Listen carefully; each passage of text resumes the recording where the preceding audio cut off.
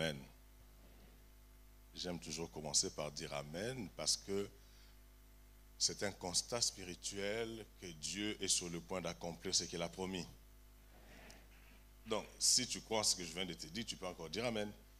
Donc, ça veut dire que même au volant de ta voiture, tu peux dire Amen tout le temps. On va te poser la question, pourquoi est-ce que tu dis Amen? Tu dis parce que dans mon esprit, je me rends de plus en plus compte que Dieu est sur le point d'accomplir ce qu'il m'a promis. Même quand j'oublie, lui demeure fidèle. Dieu n'est pas devant sa parole, il est derrière sa parole pour veiller à son exécution, à son accomplissement. Est-ce que je parle au vivant dans cette salle? Merci Jésus. Merci Pasteur Kali. J'étais en train de réfléchir à quelque chose ce matin. Je me dis que je te dirai trois choses. La première, c'est que tu dois garder ton âme d'enfant de Dieu. Parce que je vois que tu as vraiment l'âme d'un enfant de Dieu. Ah, il y a des gens dans cette salle? Il y a des jaloux ici? Deuxièmement, tu dois garder ton esprit de fils de Dieu. Et troisièmement, tu dois garder ton corps d'homme de Dieu. Parce que, en tout cas, ceux qui n'ont pas compris, ça c'est votre problème. Je m'adresse vraiment à l'homme de Dieu parce que notre corps est le temple du Saint-Esprit. C'est ce corps que Dieu utilise. Vous savez que le Saint-Esprit, dans un corps malade, dans un corps amorphe, inerte, il ne peut rien faire. Et la parole déclare que le corps de Dieu, en tant que temple du Saint-Esprit, c'est lui qui le détruit, Dieu le détruit. Vous savez, il y a une différence entre serviteur, ministre de Dieu et homme de Dieu. Tous, nous sommes serviteurs de Dieu, parce que celui qui reçoit Jésus comme Seigneur et Sauveur est appelé à être serviteur de Dieu. Nous sommes un royaume de sacrificateurs. Mais il y a des ministres de Dieu, c'est-à-dire des gens que Dieu choisit parmi ses serviteurs pour en faire ses ministres. Ce sont des gens mis à part pour une raison bien déterminée. Mais parmi les ministres de Dieu, il y a aussi des hommes de Dieu. Parce que tu peux être sénateur sans pour autant être homme d'État. Être homme d'État ne se réclame pas, ne se revendique pas. Ça se prouve. Garde ton corps d'homme de Dieu. Et garde ton âme d'enfant de Dieu. Vous savez, un enfant, on ne demande pas la foi à un enfant. Parce que l'enfant croit naturellement. Et quand vous le voyez prier, j'entends quelqu'un dire, pourquoi le pasteur aime toujours faire les éloges? C'est quoi ton problème, mon frère? Voilà, c'est pas des éloges que nous sommes en train de faire ici. J'ai dit des choses qui sont vraies. Vous savez, lorsqu'on sert Dieu et qu'on perd l'âme d'un enfant, on devient orgueilleux. On croit que tout s'est fait par nous et tout s'est fait pour nous. Mais lorsqu'on garde l'âme d'un enfant, nos sentiments sont portés vers celui qui fait toutes choses. Celui qui nous utilise, non pas parce que c'est nous, mais parce que lui, il nous a choisis. Et l'esprit d'un fils de Dieu, c'est le sens de responsabilité qui doit toujours t'animer tous les jours de ta vie. Que le Seigneur bénisse chacun de nous. Salut ton frère, dis-lui bonjour. Ne dis pas bonjour, dis-lui bonjour. Souhaite-lui une très bonne journée et le Seigneur nous bénira aujourd'hui. Que son nom soit béni. Je rends grâce à Dieu pour la présence de mon épouse, celle qui a battu le record de césarienne, mais qui garde toujours le corps d'une jeune fille. Merci pour votre jalousie. J'aimerais sans plus tarder qu'on aille dans la parole du Seigneur, Genèse chapitre 30, le verset 1er. La Bible dit, « Lorsque Rachel vit qu'elle ne donnait point d'enfant à Jacob, elle porta envie à sa sœur et elle dit à Jacob, « Donne-moi des enfants ou je meurs. » J'aime beaucoup cette lecture. La Bible dit, « Lorsque Rachel vit qu'elle ne donnait point d'enfant. » Mais ma question c'est de savoir, parce que lorsque c'est une conjonction qui introduit quand même le temps, j'ai dit, mais avant ces temps, que voyait-elle? Puisqu'on dit là, lorsqu'elle vit, ça veut dire qu'avant, elle ne voyait pas cela. Ce n'est pas qu'elle ne voyait pas. Le problème, c'est tout simplement qu'elle trouvait normale sa situation. Vous savez, en faisant cette lecture, il y a trois choses qui me viennent à l'esprit. La première est que Dieu ne peut pas se souvenir d'une personne lorsque cette dernière ne sait pas faire une bonne lecture de sa propre situation. Est-ce que tu m'entends jusque-là? C'est-à-dire qu'on dit, lorsqu'elle vit, c'est-à-dire avant, elle trouvait ça normal, comme toi, tu trouves normal ta pauvreté, par exemple. Tu trouves normal ta condition de vie. Et Dieu ne peut intervenir que le jour où cette lecture changera. Lorsqu'elle vit qu'elle ne donnait pas d'enfant à son mari, elle porta envie à sa sœur. C'est-à-dire que la première des choses, tu dois apprendre dans ta vie. Ça, c'est un conseil, c'est une exhortation. À faire une bonne lecture de tout ce qui se passe autour de toi. La Bible nous fait comprendre que, quand je prends le cas de Samson, les contrariétés de sa vie, les difficultés de sa vie, n'étaient pas en fait des difficultés. C'était des opportunités pour manifester la gloire de Dieu.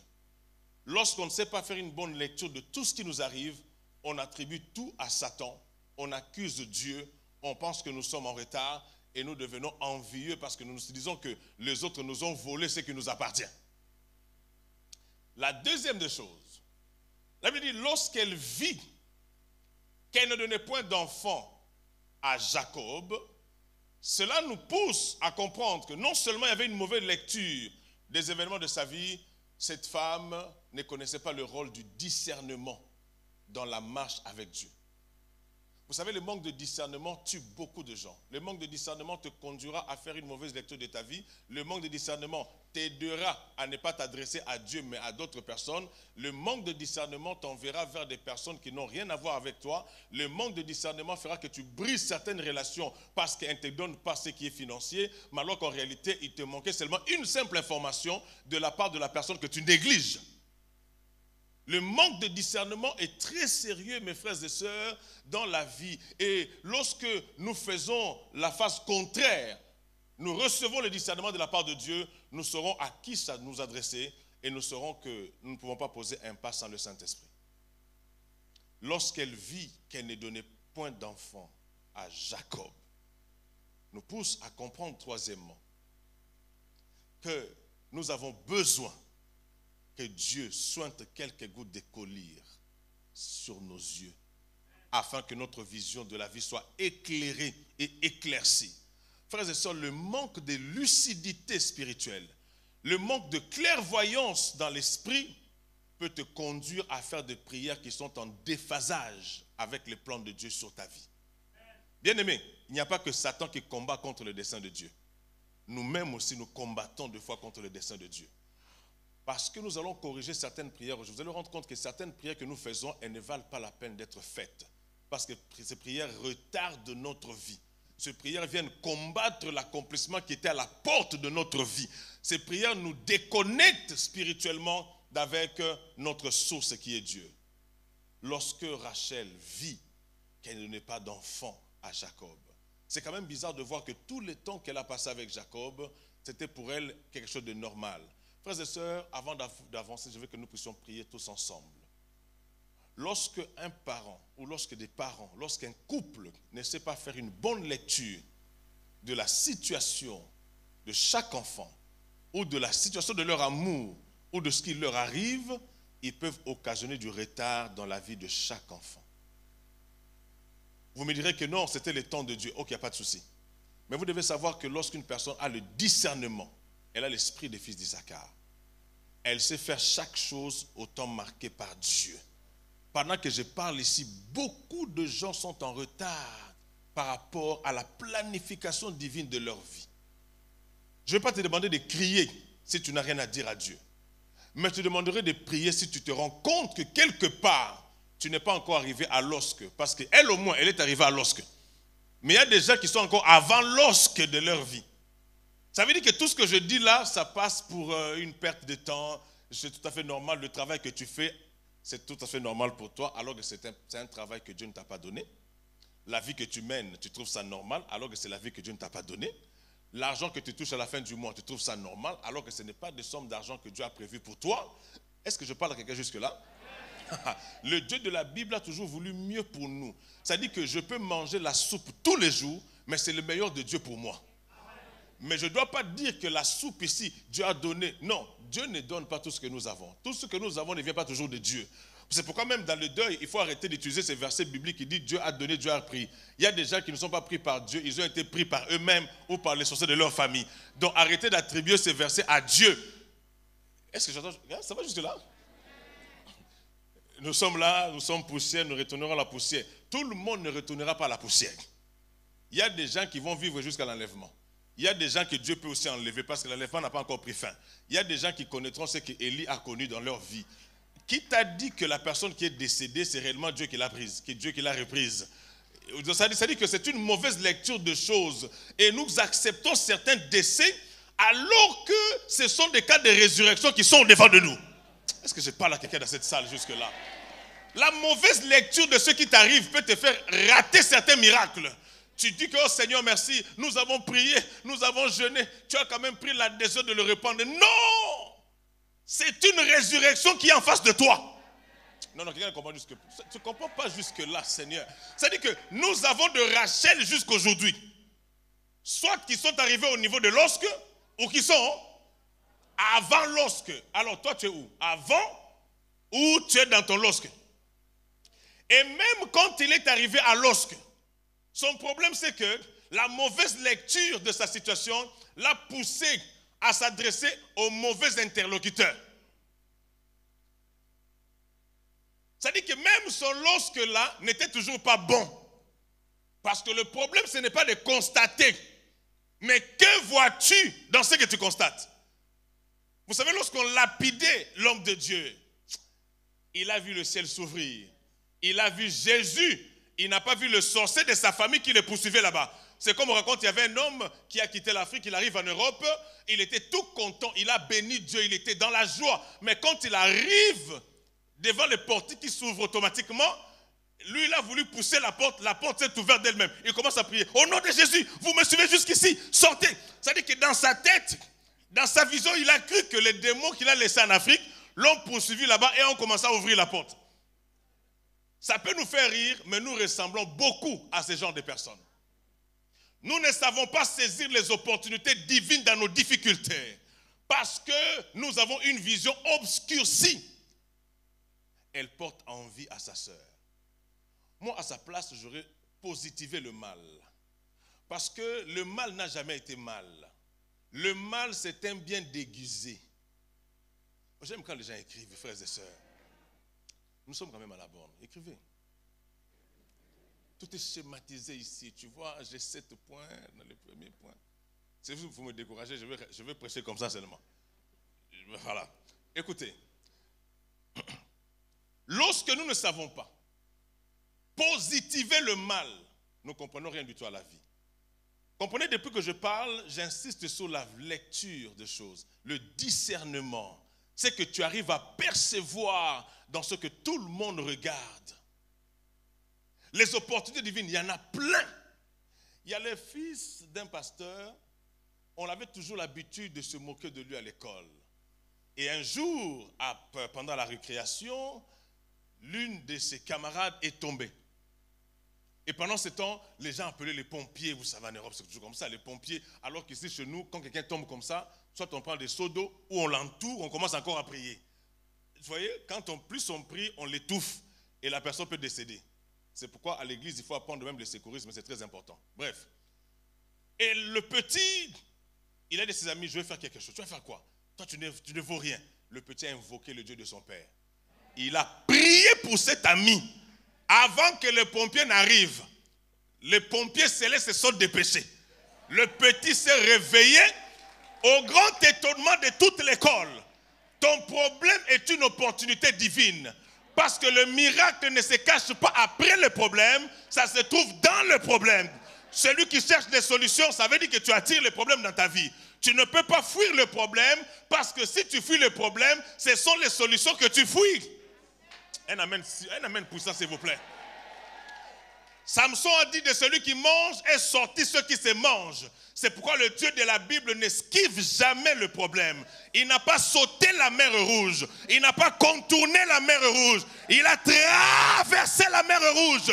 David dit, si je marche dans la vallée de l'ombre de la mort, je ne cherche pas à ce que j'escalade les montagnes. Non, je marche dans la vallée de l'ombre de la mort. Je ne crains aucun mal, parce que celui qui a permis que je me retrouve dans la vallée de l'ombre de la mort, c'est que la mort n'est pas présente.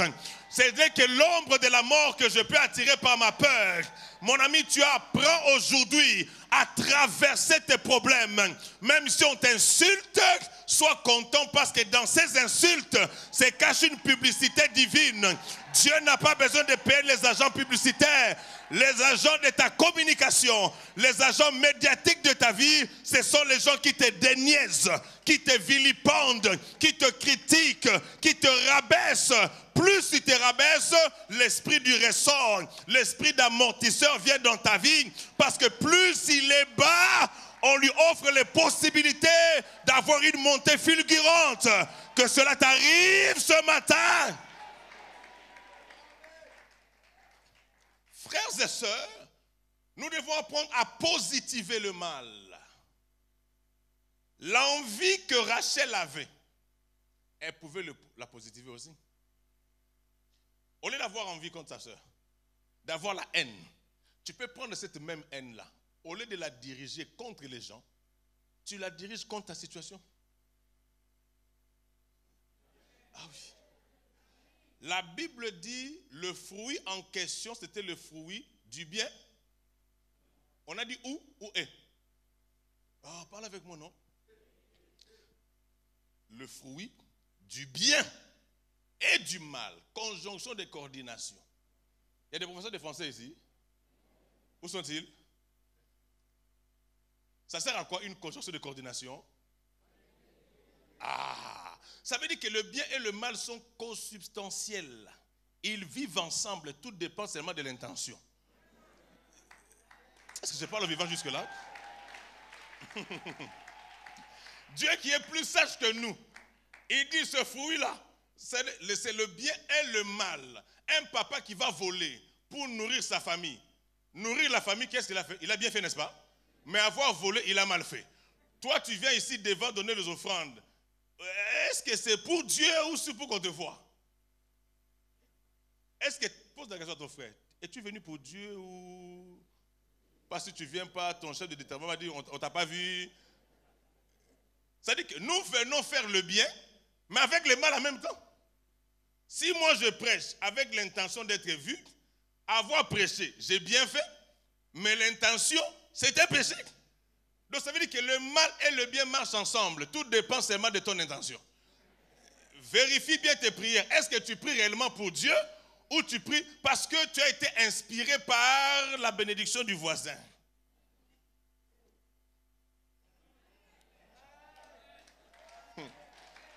Oh, c'est mon matin. Seigneur, mon matin, vraiment là, moi aussi je vais témoigner. Veux-tu témoigner pour qu'on parle de toi ou veux-tu témoigner pour qu'on parle de ton Dieu?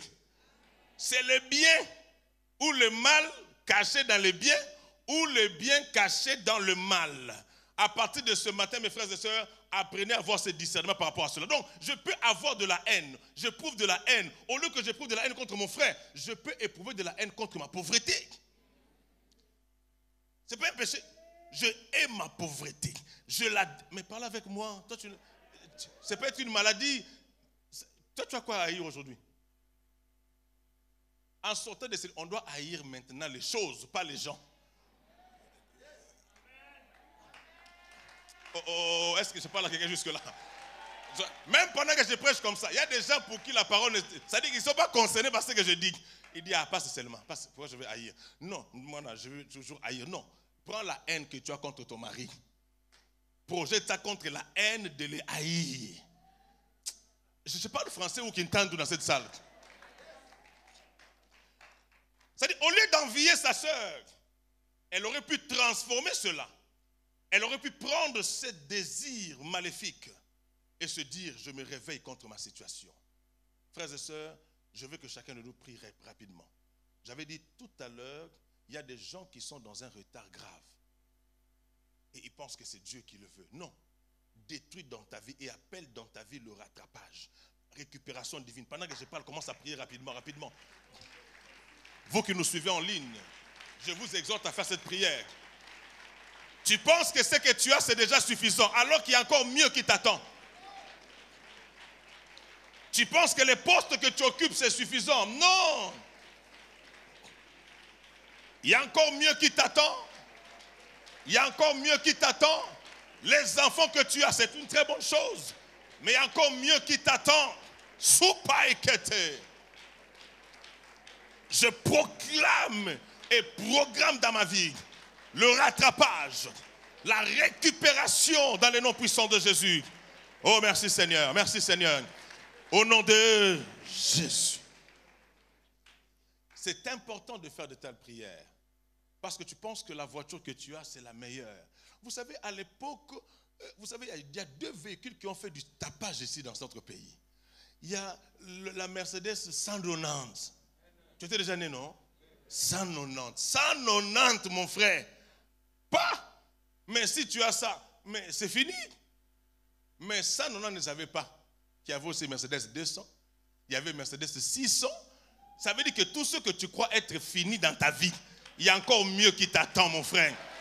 Arrête d'arrêter Dieu dans ta vie. À l'époque de Maréchal, du feu Maréchal, il y avait une Mercedes qu'on appelait Bobby Ladawa. Vous connaissez ça? Ah, mon ami, si cette voiture-là rentre sur votre avenue, tout le monde sort pour voir ça va se garer où. Et soyez sûr que le jour du pillage, on va vous piller. Parce que c'est une voiture que tout le monde n'avait pas. Mais prends cette voiture aujourd'hui. Tu peux rouler avec. La voiture peut te dire, ne joue pas avec moi. Hein? Ne joue pas avec moi. Moi, quand j'ai fui, est-ce que vous fuite? Le Dieu du passé, je te présente le Dieu du présent. Le Dieu qui peut encore faire mieux pour toi aujourd'hui, ce matin. Alors vers la fin, la Bible nous fait comprendre qu'elle a porté en vie vers sa soeur. Elle va voir son mari. Elle dit à Jacob, donne-moi des enfants ou je meurs. Et la Bible dit que Jacob s'est énervé. Il s'est énervé, ne comprenant rien du tout. En fait, c'était un couple des incompréhensibles. Lingala, c'est bon, nous comprenons. C'est-à-dire des gens qui comprennent rien du tout. C'est-à-dire que tu vois, il y a des couples comme ça. Hein. Là, il dit, une souris est passée. Il dit, tu l'as vu où? Je viens de voir ça, tout ça. Non, moi, je n'ai pas vu. Tu es toujours comme ça. Quand moi, je pars, tu ne crois pas. Et bagarre. On leur pose la question, qu'est-ce qui vous est arrivé? Moi, j'ai dit souris. Elle a dit, elle n'a pas vu. Donc, moi, je suis devenu aveugle. Donc, c'est-à-dire que nous comprenons. Il y a des femmes comme ça. Je chasse cet esprit loin de vos vues et loin de vos vies. Il y a des hommes comme ça. Pourquoi tu as parlé comme ça? Moi, j'aime quand la soupe, c'est comme celle de maman. Papa, vous savez qu'une femme est mieux que ta mère? Il y a que des hommes dans cette salle. Hein? Où sont les femmes? C'est ce qu'elles aiment. Je vais vous critiquer bientôt aussi. La Bible dit le jour où ils... Comment ça s'appelle? La femme d'Isaac, c'est qui encore? On commence, je suis dans une mosquée. Le jour où Rebecca est rentrée dans la vie d'Isaac, on dit, il fut consolé d'avoir perdu sa mère. Papa, ta femme est mieux que ta maman. Ton épouse, hein? Je ne dis pas qu'il faut saboter ta maman, non. Mais papa, quand même, c'est ton épouse, non? Elle joue le rôle de maman, elle joue le rôle de mère. Il n'y a pas de femme dans cette salle, je ne peux pas continuer. Donc, il ne faut pas comprendre. Maman fait son travail, nous l'aimons beaucoup, nous la glorifions, nous lui jetons des fleurs. Sans elle, tu n'aurais pas eu ton homme. Mais homme, ton épouse, elle est ta mère, elle est ta femme, elle est ta maman, elle est ta copine, elle est... Femme, continuez, profitez-en, parce que je vais arrêter bientôt. Bref. Jacob s'est énervé. Lui aussi était comme son épouse. Dichotomie de vision. Incompréhension totale. Il n'a pas compris que son épouse le réveillait. Parce que son épouse et lui, ils étaient dans un réveil tardif. Et le fait que sa femme lui ait demandé cela, mais franchement, c'est une bénédiction. Écoutez-moi très bien. Cette phrase souligne là dans ton cœur. Tout ce que tu te sens en incapacité de donner après une demande, sens-toi en capacité de le produire. Non, je vais rester sur ça. Je vais m'arrêter même là. Tu vas comprendre. Tout ce qu'on te demande et que tu te trouves en incapacité de le donner, sens-toi alors en capacité de le produire. Il dit à son épouse, suis-je Dieu? Est-ce que c'est moi qui donne les enfants? Non, tu n'as pas menti, mon frère. Dans la logique, ce n'est pas l'homme qui donne. C'est Dieu qui donne, mais c'est l'homme qui produit. Non, je vais rester ici pour que tu sortes au moins avec quelque chose. Tout ce que tu sens en incapacité de donner, sens-toi en capacité de le produire. Ton enfant te dit, papa, achète-moi un avion. Tu vas dire, toi, j'ai même pas un vélo. Et tu me demandes un avion? Non, on ne peut demander qu'en celui qui est capable. Non, je vais rester sur ça pour que tu comprennes bien. Si on te demande quelque chose que tu es en incapacité de le donner, sens-toi alors en capacité de le produire. Parce qu'aucun homme ne donne. Les hommes ne font que produire. C'est Dieu qui donne. Si on t'a demandé, c'est que Dieu donne et que tu n'as pas, sens-toi alors en capacité de le produire. Est-ce que je parle au vivant dans cette salle? Si ta femme te dit, papa, achète-toi une maison, il dit, maman, pourquoi tu me tentes? Pourquoi me tentes-tu? On a du mal à payer même le loyer d'une chambre et salon. Et toi, tu me demandes une villa? Où est-ce que je vais trouver ça? Tu as l'esprit de Jacob que je chasse ce matin. Au nom de... Sens-toi en capacité de produire une villa. Produis à la... Est-ce que je parle au vivant dans cette salle? Produis à la fille d'autrui une villa. Si ton enfant te dit, papa, je vais aller à Dubaï. Papa, on n'est même pas parti. Toi, tu me demandes Dubaï, tu as une incapacité de donner à ton enfant ce qu'il te demande, sens-toi en capacité de le produire. Non, jusque-là, on dirait qu'on ne comprend toujours pas. On ne comprend toujours pas. Mon ami, tout ce qu'on te demande, si tu as une incapacité de le donner, sens-toi en capacité de le produire. Dis-le à ton frère rapidement. Dis-le à ton frère rapidement. Dis-le lui. C'est une phrase que tu dois garder en toi. Il faut que ça reste en toi. Vous allez vous rendre compte que même l'église que nous construisons, dans peu de temps, elle sera encore petite. On va dire quel gaspillage. Non. Le Dieu de la Bible aime le défi. Nous allons construire, nous entrerons là-bas, nous serons encore beaucoup plus nombreux et nous nous sentirons encore en capacité de produire un autre bâtiment. Est-ce que je parle au vivant? Est-ce que je parle au vivant? Tout ce que tu me demandes, si je suis en incapacité de te le donner, c'est que tu as réveillé en moi les capacités de te le produire. Mon ami, que cela t'arrive au nom de Jésus. Jacob devait comprendre ce que je t'explique, mais il n'a pas compris. Vous allez voir que beaucoup de gens sortiront de ces lieux transformés. Vous savez pourquoi? Parce que vous aurez alors compris qu'il y a certaines prières qu'il ne faut jamais faire. Il ne faut jamais demander à Dieu ce que toi tu peux produire. Ça se trouve déjà en toi. Mon ami, je ne peux pas demander à Dieu une voiture. Non, ce sont les hommes qui produisent les voitures. Ça va jusque là? Je ne peux pas demander à Dieu 100 000 $. Ce sont les hommes qui produisent 100 000 $. Je ne peux demander à Dieu que ce que lui seul est capable de donner. Non, tu n'as pas compris, je vais encore expliquer. Vous pouvez imaginer, Dieu dit, demande-moi et je te donnerai des nations pour héritage. Donc je ne vais pas rabaisser mon Dieu au niveau de 100 000 qu'un homme peut donner à sa femme. Vous voulez que je prêche en anglais? Donc là on va prier parce qu'on dit Dieu se souvint de Rachel. Mais avant de se souvenir d'elle, cette femme a cherché, elle est passée par plusieurs tâtonnements. Acte 17, 27 nous dit quoi? Ça dit que les hommes, Dieu a fait que les hommes le cherchassent en tâtonnant, quoi qu'il ne soit pas loin d'eux. Ça, c'est quand même le bon côté qu'on retient d'elle. Elle a tâtonné jusqu'à ce qu'elle est devenue de la vérité. Vous savez, l'imitation produit toujours l'originalité. Même quand tu sens que ta prière n'est pas bonne, ne t'arrête pas de prier. Continue à prier. Le Dieu que tu pries corrigera ta prière si elle est sincère. Mon ami, tu peux commettre une bêtise dans la sincérité, c'est parce que tu es ignorant. Dieu ne tiendra pas ça pour culpabilité. Est-ce qu'on entend jusque-là? Un ignorant est ignorant. Dieu ne tient pas compte de ton ignorance. Mais l'ignorance devient un péché lorsque tu refuses le moyen que Dieu t'offre à apprendre. C'est pourquoi ce matin, je vous exhorte, retournez à l'école. Apprenez. Ne vous fatiguez jamais d'apprendre. Parce que celui qui apprend découvre de nouvelles choses. La formation, elle est importante. Arrêtez. Oh, il y a des chômages dans cette... Non, attendez. Moi, je dis, mais que vois-tu? Quand je vois les frères passer ici tout le temps avec leur pitch, je dis, mais il est où mon frère? Frère, tu sais que c'est une bonne affaire, ça. Tu peux devenir fournisseur même de l'église. Bon, on ne comprend toujours pas. Ce sont des opportunités qui passent au-devant de nous comme ça. Et on ne sait pas les identifier. Parce que nos cœurs sont obscurcis, mes frères et sœurs. Nous allons prier Dieu ce matin pour que tout ce que nous sommes en incapacité de donner, que l'on soit en capacité de le produire. Et la prière de ce matin, il n'y aura qu'un seul sujet. Un seul sujet avec particularité. La parole nous dit que Dieu se souvint de Rachel et Dieu l'exauça. Ce n'est pas que Dieu l'avait oublié. Non, il est arrivé dans sa vie une fois de prier Dieu. Et Dieu a retenu une bonne prière qu'elle avait faite. Et Dieu a gardé ça.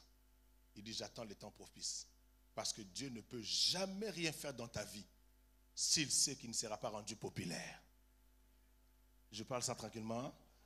Dieu ne peut travailler que lorsque son action le rendra populaire. Toi, il n'y a que 2 personnes qui te critiquent. Alors arrête de penser que Dieu va faire. Dieu aime la gloire. Un homme qui aime la gloire pêche.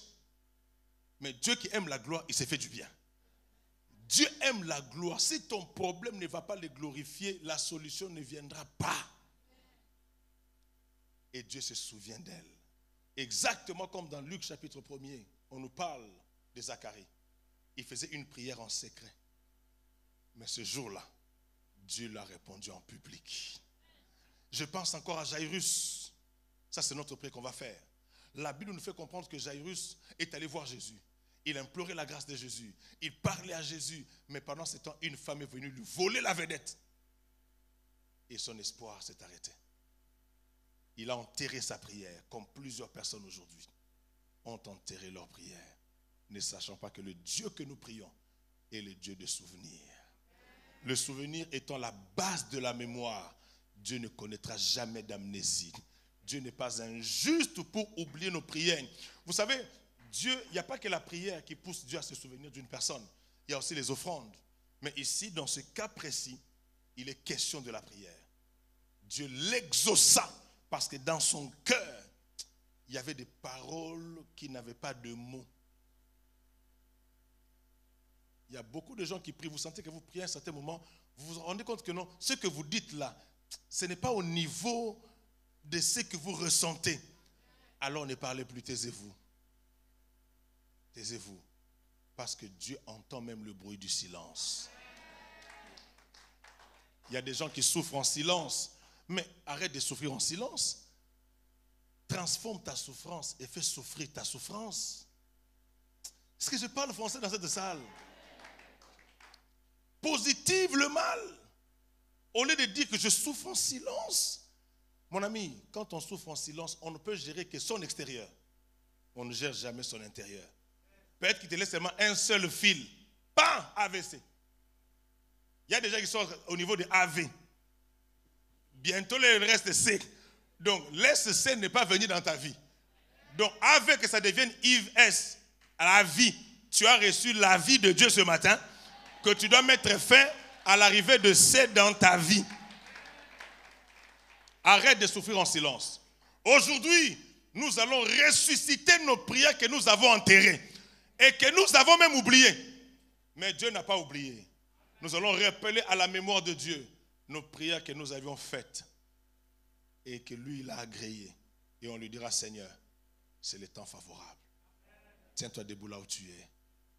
Que Dieu se souvienne de tes prières pour tes enfants.